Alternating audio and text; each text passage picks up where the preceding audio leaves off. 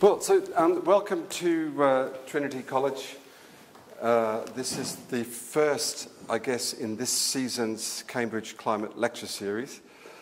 We normally run our events in February, March, but it was too good an opportunity to pass up having Rafe Pomerance visiting. So the Cambridge Climate Lecture Series was set up in the memory of David Mackay. Some of you will remember him. He died about 2 or 3 years ago, and he wrote a fantastic book, Sustainable Energy Without the Hot Air, and he was one of the bright leading lights on sustainable energy. He was he headed up he was the Department of Energy and Climate Change Chief Scientific Advisor, and he was really on to do great things. But we're trying to keep the momentum going. I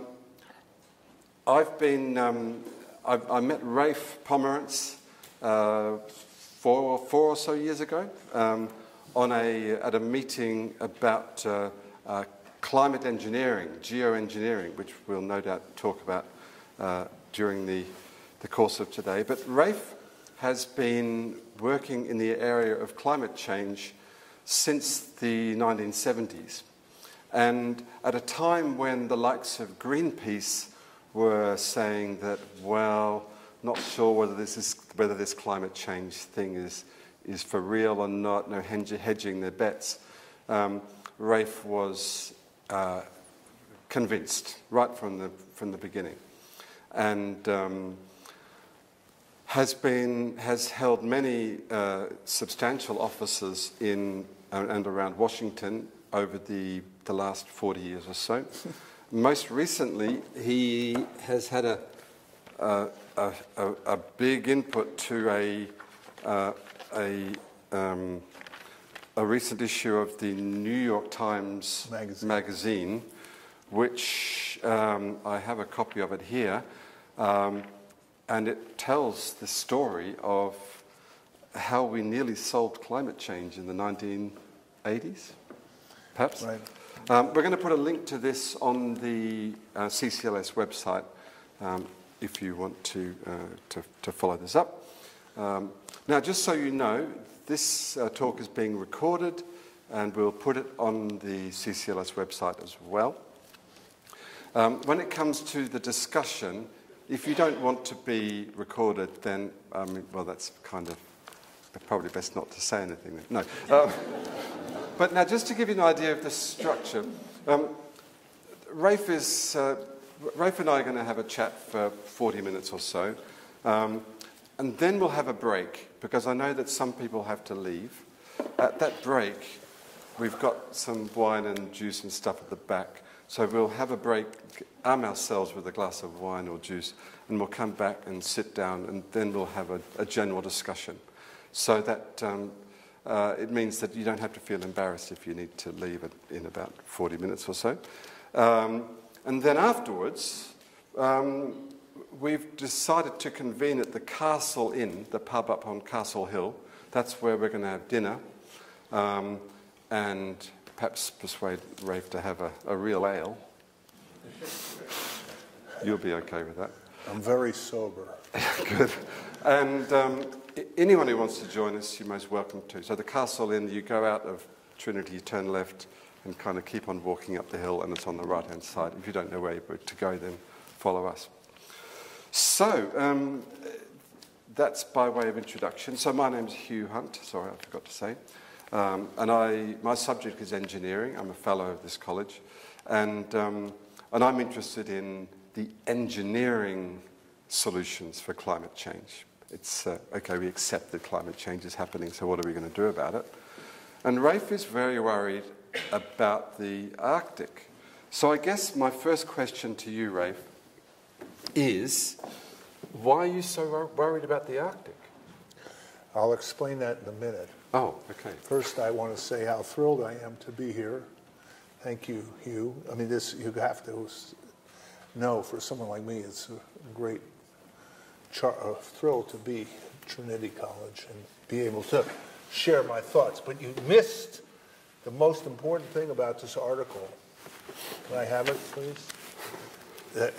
So understand, does everybody here know what a big deal in New York Times Magazine is? Right? Yes? Yes. I see some wide eyes. So imagine, you can't hear me. Thank you. How's that better? Feel free to say, feel free to move up closer. And to say, speak louder if you can't hear me. So there was a dinner in New York before the publication of this magazine, the night before it went on the internet. They hand me the magazine. I open the magazine. You all know how important this magazine. I turn to the prologue. I pass the prologue, and then I flip the page. You see? Everybody see that? I'm not a narcissist or conceited, but I have to show you this picture because the whole thing changed my life. And this is the first quote up here is mine. It's called, "This is the whole banana." That was my interpretation of the problem. And I'm in the first sentence. Well, this article is about the first 10 years, how the issue emerged as an issue in the United States, which it was not. In fact, it wasn't an issue globally. Nobody knew anything about it. And I happened to be kind of a person who walked into it, which I could explain, but I won't, unless you're interested, and then went from there to help put it on the agenda. So when you say it, do you mean climate change Yes. or do you mean the Arctic? No, I meant climate change, Right. which includes the Arctic. Yeah. Now, why am I worried about the Arctic? Okay, one of my projects is on the Arctic. I chair a network called Arctic 21. What am I doing? What are we doing? Well, the simple message that we have, our number one thing is communication, is that the Arctic is unraveling. And it's unraveling very visibly with consequences not just for the Arctic, but for the planet as a whole. So what do I mean by that? Well, what's the unraveling? What are the signals of the unraveling? So we look at 4 or 5 elements. Number one, sea ice. The sea ice that used to dominate the Arctic Ocean is in rapid retreat. Unprecedented rate of retreat on an annual average basis. The extent and volume of sea ice is in decline. Second signal, the glacial systems. There's Greenland, the ice sheet, that's huge, that's shrinking in mass. There are the rest of the Arctic glaciers, like in Russia, Norway, Canada, US. These glacial systems are all shrinking rapidly. So that's signal 2 and 3. Greenland and the glaciers. Signal 4 is permafrost. A permafrost which dominates the high latitudes of the northern hemisphere is thawing. Thawing.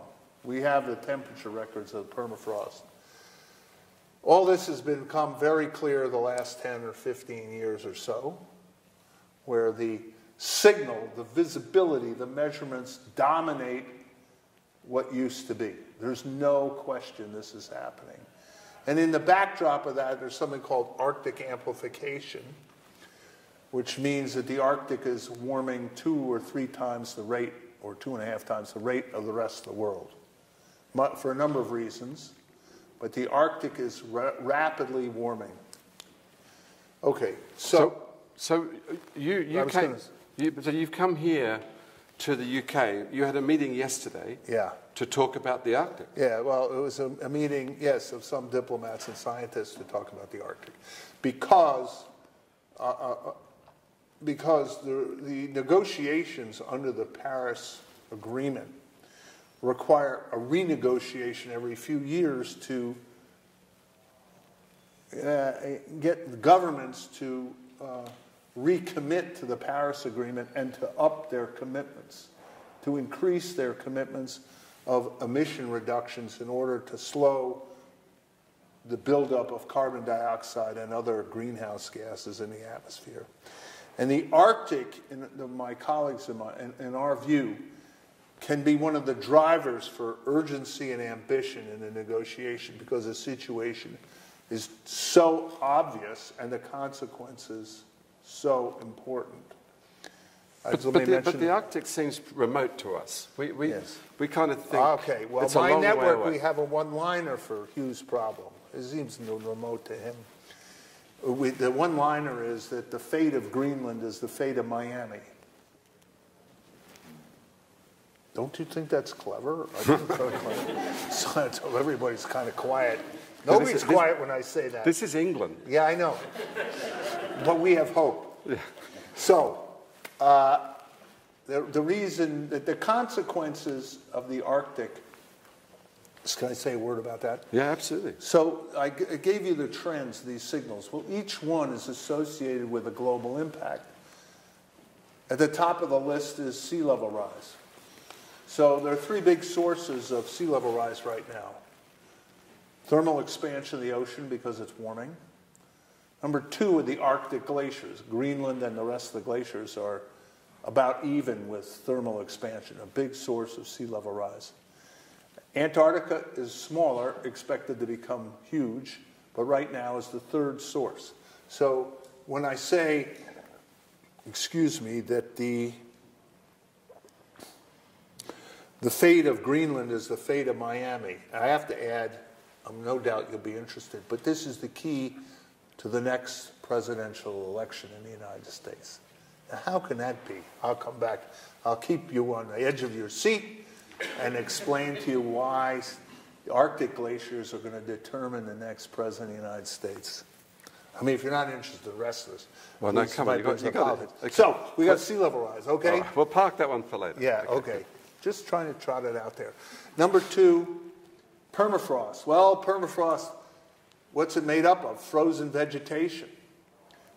Built up over thousands or tens of thousands of years. I'm not a permafrost expert by any means, but so what's happening as it thaws and is expected to happen is that the permafrost microbes start to get moving and they interact with the carbon in all this vegetation and it thaws and the carbon is emitted as carbon dioxide or methane, both of which are greenhouse gases. So the permafrost represents an enormous potential feedback in this century, but in future centuries as well. So once you thaw the permafrost, you have a bigger problem on your hands. And most global climate models right now don't incorporate permafrost because the understanding is increasing as we speak. Third impact is the loss of sea ice. The sea ice is the Earth's reflectivity, or a primary portion of the Earth's reflectivity. As the ice goes away, all that solar radiation that is reflected out to space by the sea ice is absorbed in the Arctic Ocean and elsewhere, heats the ocean, whereas it used to be just reflected back to space. So that's another big positive feedback in the system. You lose the ice, the temperature of the Earth, the Arctic warms, and does the rest of the Earth. Is that the major factor for the Arctic amplification? No, it's one of them. Another factor is water vapor. Water vapor is a greenhouse gas. As the ocean warms, more water vapor is evaporated into the atmosphere. That's another part of it, related to the loss of sea ice.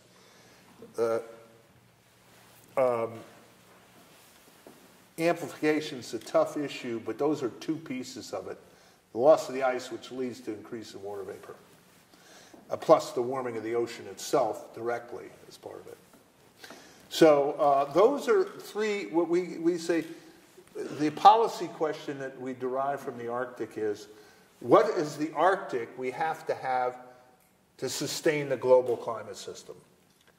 So the related question is, what is the future state of the Arctic? And we continue to raise this issue with Arctic governments and with others, because we figure the way to do this is to ask the question.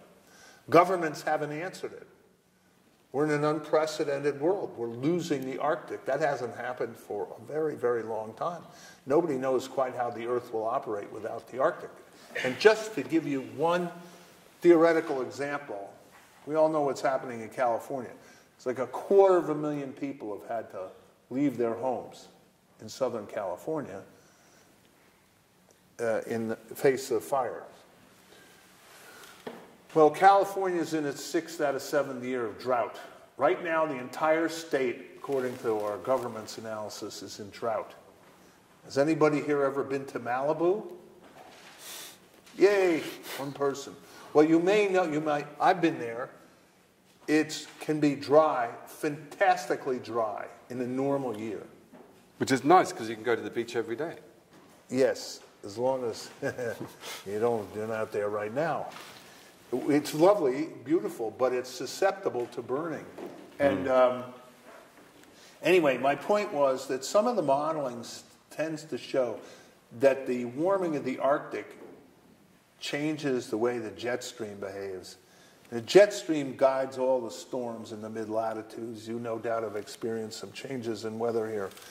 And the issue is whether these changes have now essentially created a new path of the jet stream, which takes winter storms particularly up over Alaska, and they come down in the middle of the United States. So it's possible that the warming of the Arctic has changed the jet stream, which I can go into, but in fact to bring massive drought to the western United States, which has been there in the past. So we may be looking at a climate event in California right now. So that's another impact. If the Arctic warms, it changes the way the jet stream. The very simple point is that the temperature differential between mid-latitudes and the Arctic is an important element in creating the energy, that differential in driving the jet stream. So if there's less energy, the jet stream becomes loopier and changes storm tracks. Now, the recent report from the IPCC, the Intergovernmental Panel on Climate Change, which was sort of front page news for a few days, 3 or 4 weeks ago, painted a pretty depressing picture that we're unlikely to meet this 1.5 degree target from the Paris Agreement unless we make very serious changes to the way we generate energy. We've got to stop burning fossil fuels. Right. And I guess then saying that even 2 degrees is going to be pretty difficult. So there was a lot of emphasis on sort of technologies to help us remove carbon dioxide from the atmosphere and so on. It all seemed to me fairly complicated, as if, well, are we going to, what should we make of this this report, and how might that, what message might that be for the Arctic? Well, I think that the essence of the report is about urgency and gravity, if that's the right word here. Beneath the report's trying to tell the governments the scale of the job to stabilize temperatures is something like 1.5 or 1.5 to 2 degrees. And it is an enormous task. I mean, it is the largest task ever invented for governments together.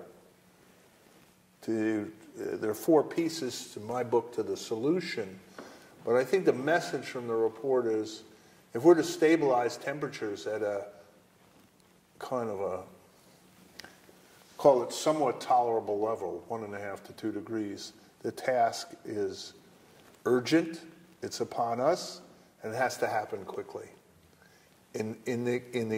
under the assumption that it can be done at all.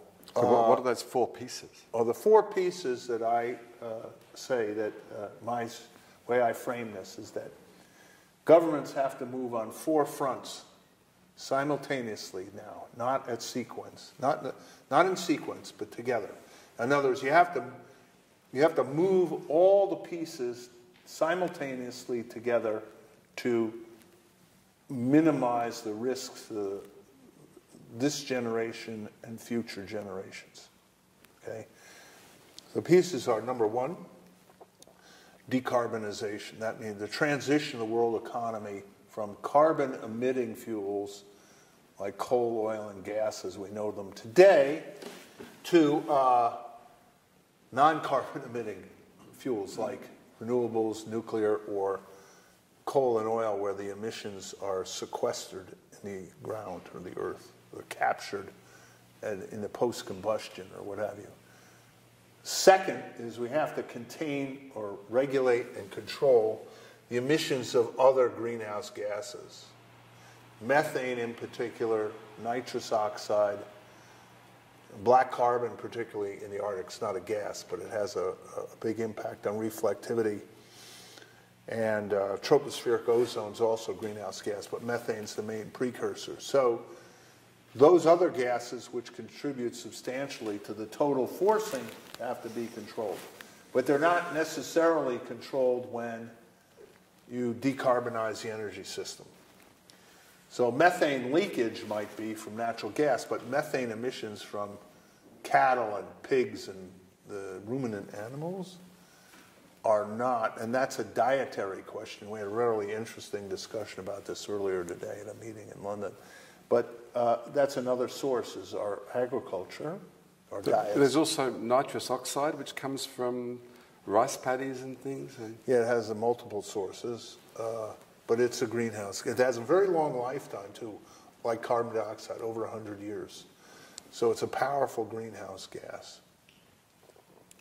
One thing that we've done well, that was successful, was stopping the production of chlorofluorocarbons, which were destroying the ozone layer. But on the way up to the stratosphere, they act as greenhouse gases. So by getting rid of chlorofluorocarbons, we may have saved the planet inadvertently, because they were rising so rapidly in the atmosphere concentrations. They're such powerful greenhouse gases. There's some offsetting, it was thought, because the depletion of the ozone cools the planet. But in any case, so I did two pieces. Third piece, as you mentioned, is carbon removal. We know how to do that to a degree through forestry and agriculture and soil practices. Not easy, but doable, proven. Then Hugh mentioned that there's sort of this notion of a variety of technologies that could do removal on a large scale. They're awesomely, generally expensive, difficult. Think about trying to remove the carbon that all combustion produces every year. What is it, 10 billion tons of carbon, something like that. But that's the ambition, but again, that's a speculative technology. Final piece, which Hugh, I think, has done great work on, is geoengineering, or the most prominent technique is solar radiation management, in which aerosols are put in the atmosphere, much like a big volcano does, to reflect light away from the Earth, and therefore cool the planet. We know this works because we've seen it happen when major volcanoes erupt, like Pinatubo in '91. It cooled off the Earth like that, and in a year, Arctic conditions changed radically. But then, as the aerosols that it put in the stratosphere dissipated or fell out, they have a lifetime of 2 years or something. The Earth bounced back, warmed up. So those are the four pieces. Now, one common element to these that helps is think about research. I happen to say in the United States, the Pentagon has a $5 billion research budget for high-risk, innovative technologies. In other words, they place bets on wild ideas, and it's okay to fail. That's the key. They fund these projects, and people go out and they make a proposal, they do the project. You offered me $1 trillion. $1 trillion. I offered Hugh $1 trillion if he could fix Antarctica. Well, And I then said, if you don't fix Antarctica, how long has Trinity College been here? Anybody know? Well, how many centuries? Huh? 1546. Well, that's 500 years ago. Well, how many centuries would you like Trinity College to be here going forward? Because you're only 8 meters above sea level here, so I'm told. Well, Antarctica has more than that, that's for sure. Greenland itself has 7. That's meters of sea level rise. Sorry, yes. Anyway. What's Antarctica? Is 50 or something? Yeah, at least, maybe more. And but the vulnerable part is smaller than that, but it's more than 8. And I think if you look at the paleoclimate evidence, the Earth has had sea level rise a lot higher than that, and not the too distant past. So where was it? What question was I answering? I know I've distracted you, but just... Yeah, that's easy.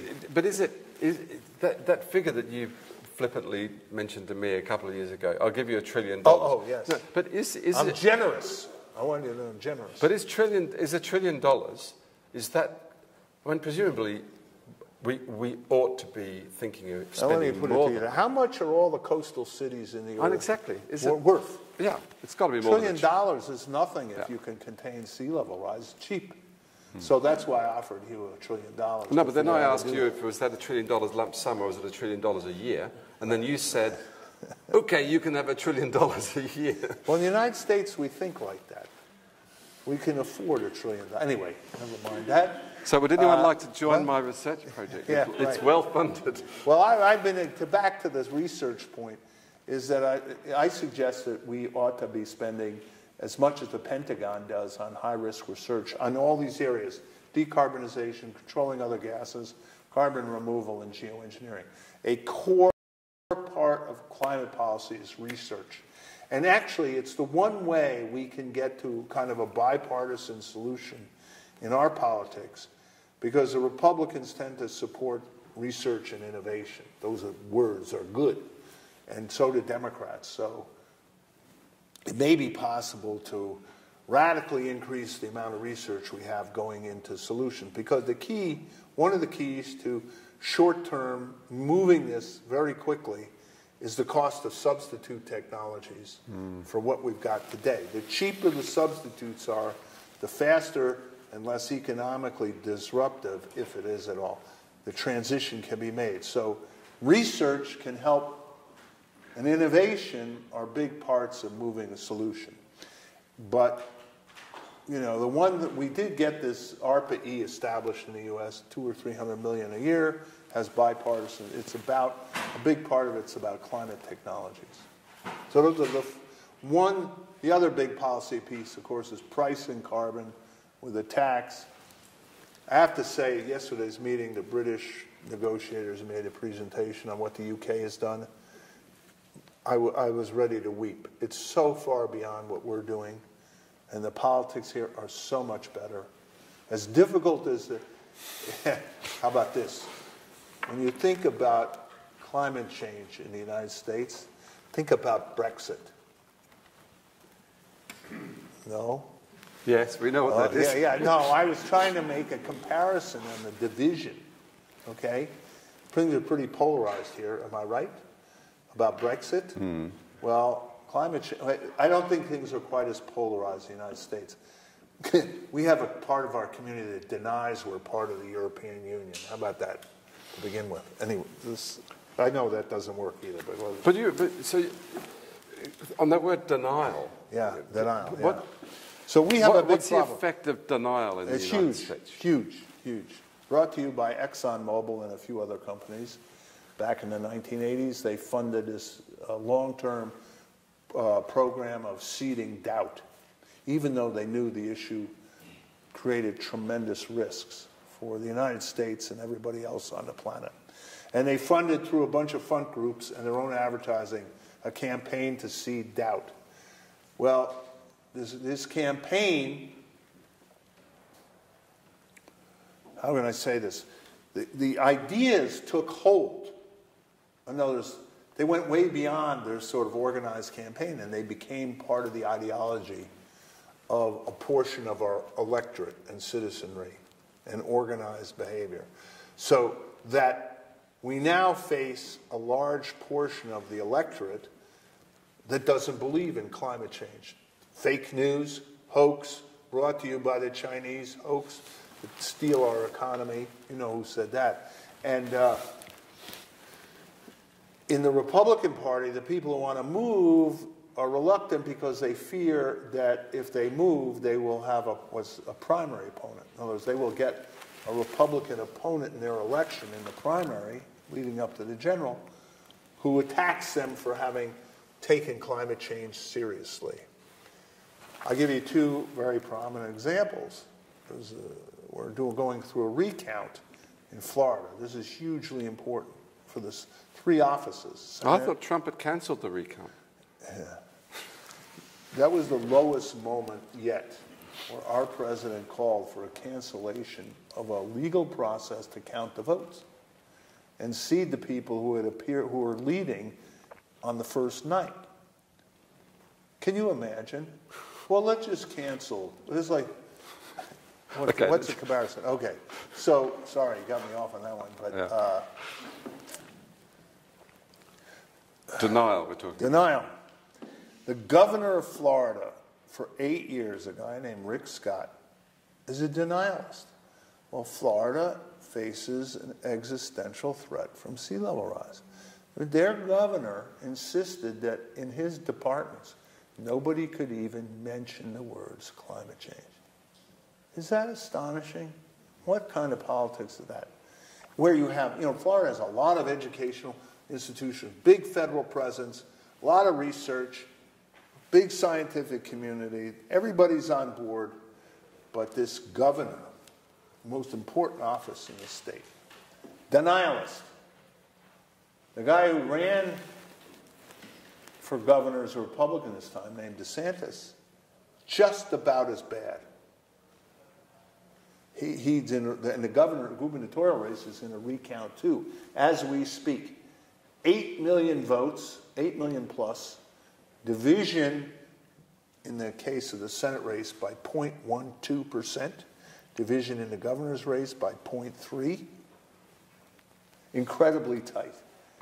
And yet, both the governor and the senator candidates, because Scott was running for Senate, are denialists. And Marco Rubio, no doubt you've heard of Rubio, he's a Republican senator, and he will not say it's real. Will not. It's incredible. Yet, a couple of feet, we're already experiencing the impacts of sea level rise in Florida, particularly when these king tides, when the moon is, the tide, maximum tides of the year, portions of South Florida are flooded.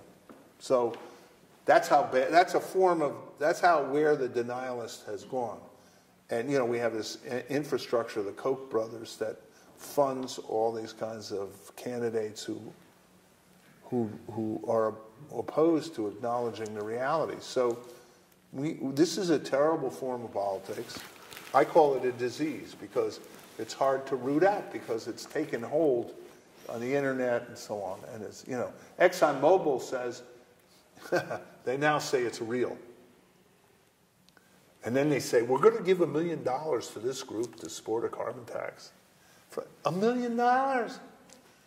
It's even less than pocket change for them.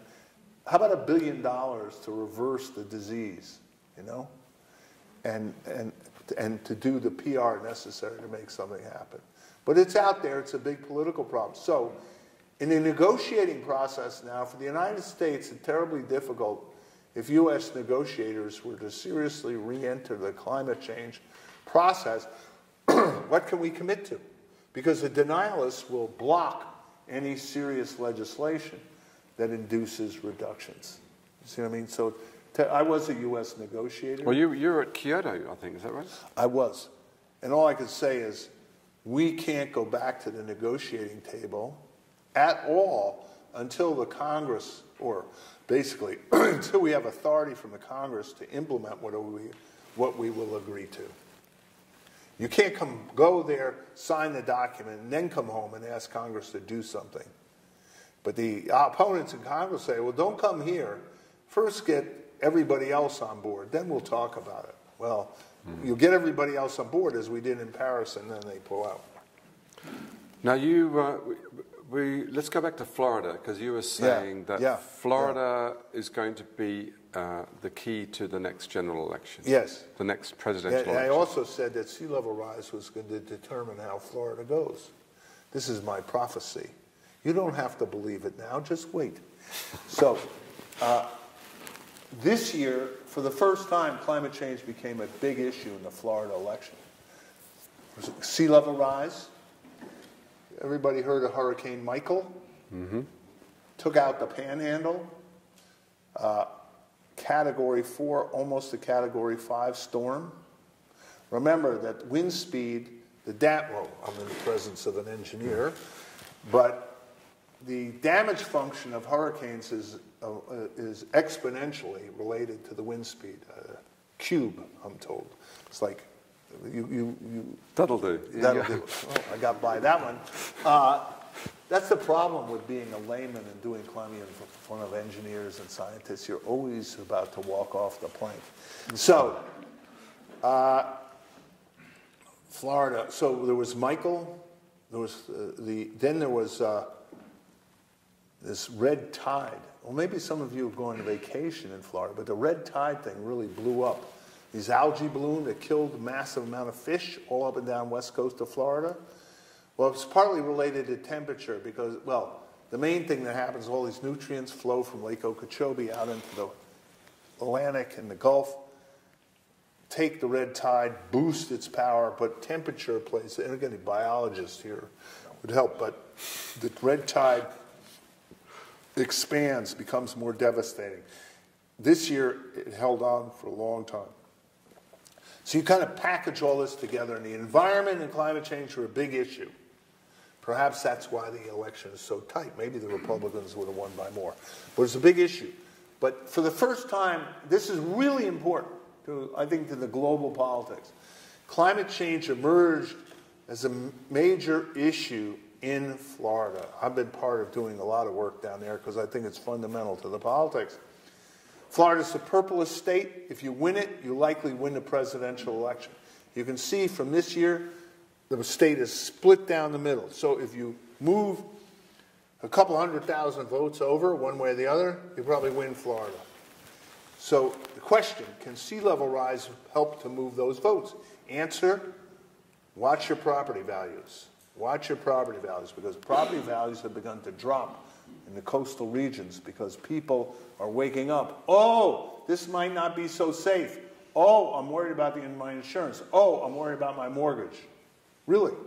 Studies are now beginning to show that. So the message is getting out there. In fact, the three largest papers in South Florida, the Palm Beach Post, the Miami Herald, and the Sun Sentinel, formed a collaborative. They have a joint editorial webpage. So what they start with, the most important issue of the century to Florida, sea level rise. And the website's called The Invading Sea. So these major papers have committed to common editorial page. They're out there. That's an indicator of where it's going. And some of the big business organizations, including the Chamber of Commerce, which is normally totally on the opposite side, take this issue seriously because of its impacts on business. So I carry on and on about Florida because I think it's central to the outcome. Because the impacts of climate change there are clear, unambiguous, attributable, and coming. It's easy to communicate. Is it easy to communicate that linkage between Greenland and Miami? Yes, when you have a great one-liner like we do. The fate of Greenland is the fate of Miami. But do the people in Miami get that? No, but they're getting there slowly. We use it. I have a partnership down there. We do a lot of media, and we do Arctic media in Florida. We did a conference down there on the Alaska, Florida. What do they have in common? And, you know, this is about persistence. Didn't I say, 40 years ago when I started, if I had come into this room and said, well, some of you probably weren't born then, but for those of you who are, if I had talked about greenhouse effect, nobody would know what I was talking about, really. Nobody knew then. So it takes time. Well, my point is, it takes time for everybody to wake up. That was the power of this article, by the way. I got a lot of feedback because people were appalled. They were appalled that we knew all this 40 years ago. The basic studies were done then. This kind of cites them. And yet, people now are waking up still. People are waking up, and it's dawning on everybody where we stand. So they say, oh my God, we knew all this 40 years ago? That's appalling. That is appalling. I thought that was the biggest impact of this article. And this article has been passed around. It's coming out as a book. Look for it in the bookstores, March or April. And a movie at some point. So have you heard of somebody called Leonardo DiCaprio? Yes. As a climate scientist? Well, climate actor. Is he a scientist? Well, so this is interesting. So my daughter went to see a movie called... Oh, the one he made, yeah. Called Before the Flood? After the Flood. Before the Flood. And she came out of it and said, this is so terrible. How come nobody's been talking about this until now? So I kind of wonder whether the message needs to be restated for a new generation. You know, people keep saying, you don't talk about this the right way. Talk about it this way or that way, you know? Talk to the psychologists, talk to the pollsters, talk to so on and so forth. I don't buy it. My principle is just keep talking. And what do I mean by that? Well, since I started 40 years ago and nobody knew about it, now everybody knows about it. Well, is that success or failure? Except for your daughter. She's the only one. And she obviously doesn't listen to you. She's vegan. Is there something wrong? Oh, okay. Well, you've had a big impact. Actually, she's vegan from an animal welfare point of view, not from a climate change point of view. Well, so give her another rationale. Did everybody see that article in the Times on Saturday about eating ruminant animals from pork and steak and things? It's a good piece. Okay, so communications. I think it's very interesting in the U.S. election. 40 new members of Congress. This midterm, the one we just had last week. Yeah. Virtually all of those members of Congress, 400 state legislators elected in the state house and Senate, hundreds of politicians at the local level. I work closely with the League of Conservation Voters, which is an electoral arm of the environmental community. Literally hundreds of politicians took the pledge to be devoted to 100% clean energy. Okay? So what I'm saying is that the politics and policy are getting integrated into the political opinion as people are elected. Now, translating that in policy, we're getting better at it. But I think the momentum is out there. 7 states that were Republicans switched to Democrats versus virtually all those Democratic politicians, 100% clean energy, or 50% by 20. They're all committed. Notice, it's a given. It's a given that your politics have to respond to this. That's new. That's progress. The problem is the time scale here, like the IPCC report. We're at 410 parts per million CO2. Pre-industrial was 280. That's like a geologic experiment. It's so huge, a change in the content of the atmosphere. So there's a timing problem, you know? And so you got to get there in time. And that's, I think, just to say a word about Hugh's work. I met Hugh because he has done a lot of work in trying to figure out how you would implement a solar radiation management scheme on top of all the other that I mentioned as one part. And he's worked on how you get the aerosols into the stratosphere and what kind of aerosols you actually use. And his work, I think, if he would do what I tell him, could be a very important part of the solution. You've got to give me that $1 trillion. Yeah. Well, okay. No problem. So I guess I want to look at these 4 things got to move together at the same time. Yeah. On the train coming up from London today, you said there's one thing you can't bear is the overshoot problem. And I said, what do you mean by that? And it was interesting what you said, because we've got this target that we don't want to exceed 2 degrees by 2100. But what's the overshoot? Overshoot. Well, what this means, the IPCC report that you may have read about on how the world can make it to 1.5 degrees and keep this system below.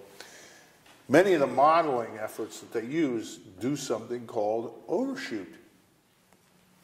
Well, what's overshoot? Overshoot means that the model is telling you you can't keep it at 1.5 before you can limit the system to 1.7 or 1.8 degrees, and then you come down because of your massive carbon removal. So that's called overshoot. You see what I mean? You go past the limit, and then you come down. During which So period wait, of time? wait. Yeah, okay. Let me finish the thought Okay, before I lose fine. this one. I lose a lot of them. So,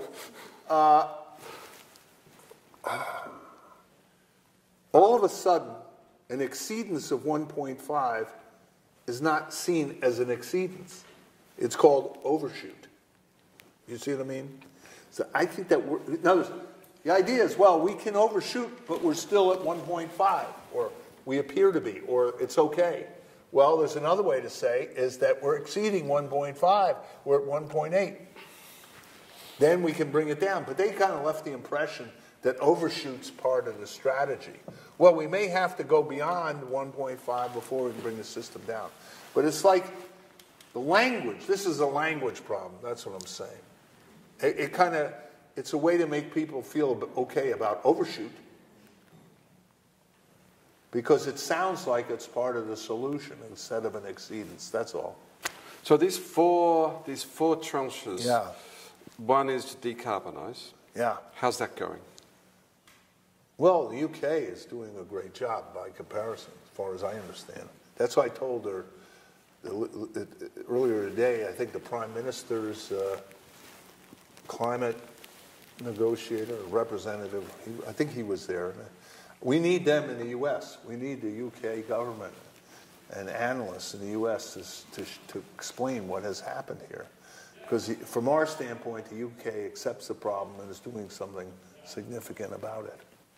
And we could use the leadership, you know. I hate to say this, but, you know, remember Margaret Thatcher? She got it like that. And I remember the meetings with her early on. She was a chemist. She understood. And then number two is dealing with... How are we doing, though? We're not doing well enough. I mean, the carbon emissions are continuing to rise. CO2 concentrations are continuing to rise.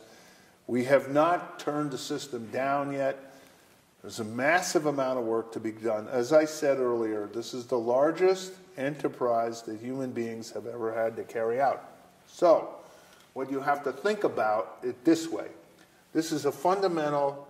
I'll try this one, see how it goes here in this land. Our relationship to the planet has changed who we are as Homo sapiens. We used to take the planet for granted that it would support us. Can't do that anymore. We Homo sapiens, with our ability to innovate, we take controls of the spaceship. Okay? We're there. And then we have to change gears as the people who are, as the species that is managing the planet. It's gotten to that. It's known as the Anthropocene. When those Homo sapiens are having a gargantuan effect on how the planet works. So when we say that the decarbonization is the largest task ever invented, it's true. But you say, well, how do we do that? Well, you have to rethink what our role on the planet is as a species. That's tough. That's a big shift, and it has to occur fast. So so it's big. We got to rethink where we are. We have to make a total commitment to move that way. Unfortunately, the politics aren't there in the United States. Not there. And you have these sort of built-in massive amount of infrastructure and jobs associated with the existing carbon-based economy. But only 20% or thereabouts of the world's energy is consumed via electricity. So we kind of had this great sound bites that in the last month Scotland generated enough energy, 100% of its energy was from wind turbines. But then the remaining 80% from... That's great news. There's a lot of great news. Yeah. But I'm saying it has to go a lot. The problem is when we started. and how much carbon is already in the system and how much we're putting up there. You know, so you have to get there before. Okay, back up one step. How to think about where we are. I talk about it as a car, electric car. We're sitting in the car. 40 years ago, you sat in a car and climate change was in the windshield. You could see it all in front of you. Now, you look up in the rear view mirror, and there's a lot of climate change in the rear. It's happened. You look out the side, and it's happening as you're driving along in the immediate moment. You look in the windshield, and there's still a ton in front of you. So, now what's an example of the rear view mirror? Coral bleaching. Coral, most of the world's coral are now, or put it more than half, are dead. Much of the Great Barrier Reef is dead. Why are they dead? Because the water's too hot. The coral bleaches. That's the rear view mirror. The Arctic is unraveling. That's both in the rear view mirror and in the side and in front. There's more to happen. It's ongoing as we watch, and we've seen a lot of it. So that's how I think about this. This is good. You know what? I promised that we would take a break after 50 minutes. And well, that's maybe about nobody now. wants to leave. Well, maybe no one does. But what I'm going to suggest, I know that some people do. So I'm just going to say, at this point, thank you very much, Rafe, for the discussion. We're going to stand up, grab our refreshment, and then come back and sit down. And we'll carry straight on. So thank you very much, Rafe. Thank you. That was good. Very good. Seriously, let's go and grab a thing, and then we can. So don't go away, and come a bit further forward if you wish. I'm going to open the floor to questions, but there was one question which was asked just during the break, which I will relay, which is, what's the role in all of this of the developing world? And perhaps we can include China as well as... What's the role of the developing world? The developing world are as a whole, is an enormous consumer of carbon, growing very rapidly, has to be part of the solution.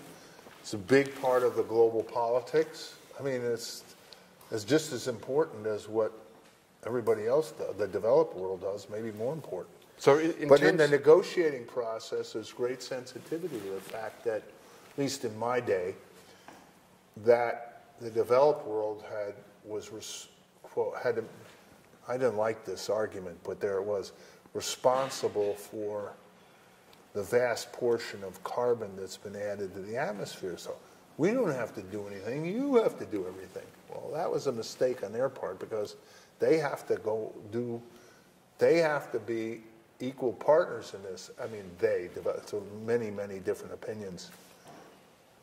And huge differences in vulnerability. So the developing world is highly vulnerable, doesn't have resources to cope as well as the developed world. So there are a lot of different aspects to it. You know, one of the great pieces of Obama administration diplomacy was to get the Chinese fully integrated into the Paris Agreement and other developing countries. That was, in theory, the way to buy some political support as well in the U.S. So that's where this research investment comes along, because the developing countries have to have cheap substitutes. People want energy use. They want to be wealthier. Well, is that all going to come from coal and oil, or is the future, the developing world is going to make huge investments in energy? Is it carbon-based, or is it something else? Is it should we, the first world, as it were, should we be helping, perhaps paying for the research and development of non-fossil fuel energies for the developing world? Well, when I think of the R&D that we ought to be doing in the United States, it has global value, because if you commercialize these technologies, they are available globally. So the idea is to develop commercially available substitutes that then can be marketed globally. Now, if that doesn't mean that Chinese or India or Pakistan or God, it's hard to say Brazil right now, but that there can't be, those governments and businesses can't develop technologies too. It's a question of whether Chinese have huge solar manufacturing. It's a question of, is the global market there and who's going to fulfill it? I think the market is getting there. The demand for these technologies is huge. There's a lot of momentum in the system. And when the drama really comes that people wake up and demand that we make this transition very rapidly, some people will be well positioned for that. So now, questions from the floor. We have questions, yeah. David Cabral, I've got a question about, you talked about stage 1 of all decarbonisation, Yeah. called the break. I wondered what your perspective is on the other 3 components of all Right. we need to make, like the other greenhouse gases, the process of putting the existing carbon back into the ground, Right. and lastly, the Geoengineering. geoengineering stuff, and whether, because I mean we're having a lot of difficulty with the first of those 4 things, Yeah. and it seems to me that we haven't even started to think about many of the other 3. But are any of the other 3, in your view, potentially more tractable than the first one, or are they equally tractable, or are they less tractable, and using the prospective article starting to address that? Oh, okay. Well, there's a lot of different ways to go at that. First of all, I would retreat to what I said. I'm not a sequential. I don't believe in the sequential part of this. Everything has to move forward. It's like everything, you have to throw the kitchen sink at this. That's the cliche. You have to do it all, and you have to do it simultaneously, and you have to do it now. That said, I think the most speculative thing in all of this is carbon removal outside the soil, agriculture, forestry sector. The kinds of things that the IPCC pointed to, or the mechanical removal. There's a good project for the engineering school, those mechanical, some of these removal technologies. But the issue there is that the scale, you talked about 10 billion tonnes, is, doing that mechanically is going to take a long time to develop. I understand. And have we got the time? No, but then again, you have to do it because we're going to have to get the concentrations of carbon down out of the atmosphere faster than they would come down just naturally. It takes a long time for carbon to be removed from the atmosphere through natural processes of the carbon cycle. But isn't this then Not answering your question. I did. But this is that the time it's going to take for us to build up these technologies for removal of CO2. Isn't that your argument that we've got to do number 4 to buy us a bit of time? But we have to think about the longer term simultaneously with that to remove carbon. Yeah. But I am somebody who thinks we need to be ready to deploy the kind of thing that I offered him $1 trillion for. I can afford that. I can afford it. But no, I mean, the point is that we've got to be ready to deploy it, know if there's a technology, and know how to deploy it because, for example, we can't let the permafrost thaw and generate this enormous feedback. Okay? So, and I don't think there's time for carbon removal to prevent permafrost thaw. We're too far gone. So the question then is, numbers 1, 2, 3, and 4, are they sort of equally advanced or not? Well, there's certainly parts of the decarbonization that are advanced. We know we have wind, we have solar, we have nuclear, we have technologies. Are we going to decarbonize shipping? We can do it. I was just talking to one of your colleagues back there who works in truck transportation. He was talking about putting wires back up on the highways, or I shouldn't speak for him. But I think electrification is available in all these sectors. I was at a Wires across the Atlantic for shipping? You're leaving Brexit. You don't need that. You're just the United Kingdom. You can do it all. So, but I have my solution to Brexit, if anybody.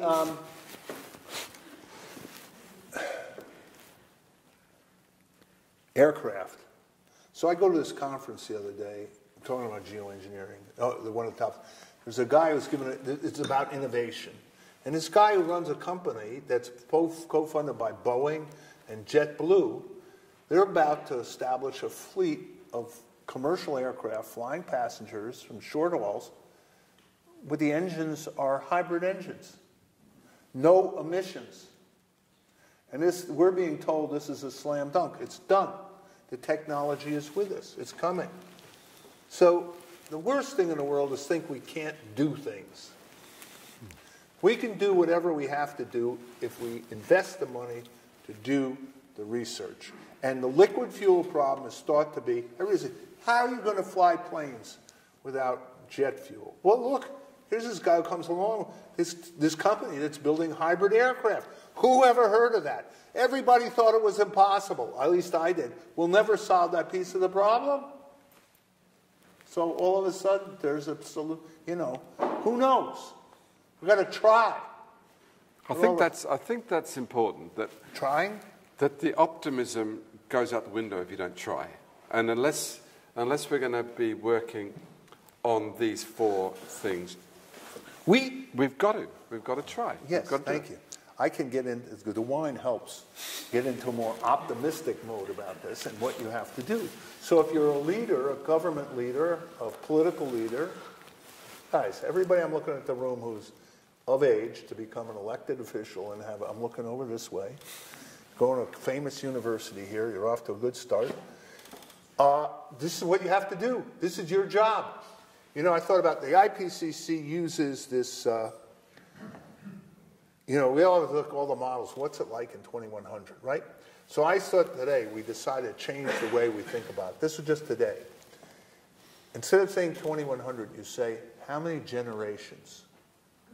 Okay, 2 generations will have sea level rise of X. Let's stop talking in terms of years. Let's talk about generations, because those of us who have children and grandchildren, we don't care what year it is. We care about the well-being of our children and grandchildren. So you might know, why do I wear this little bracelet here? Okay? I'll start to cry. But this was given to me by my granddaughter on a recent, who was 8, and a recent major birthday I have. Okay?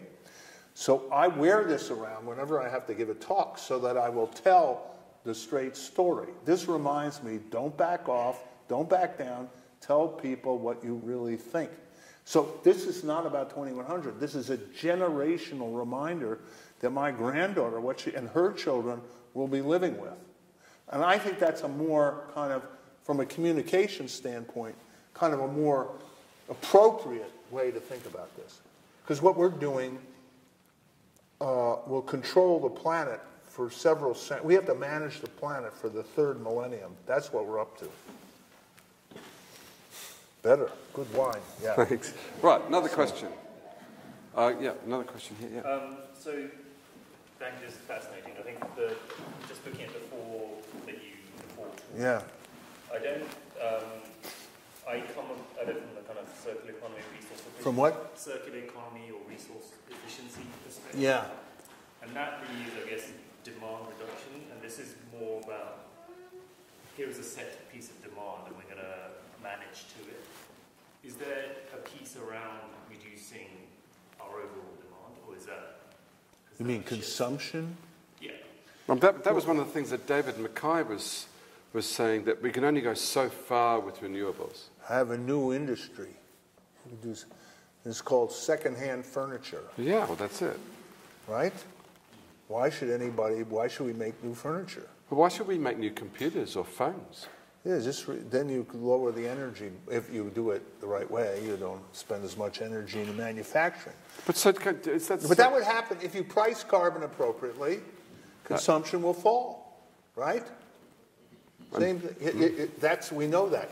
There are 2 schools of economics here. You know, there's the sort of the normal school that we think about that believes in carbon pricing. And then has anybody here heard of the Venus School of Economics? Nobody. Well, I'm introducing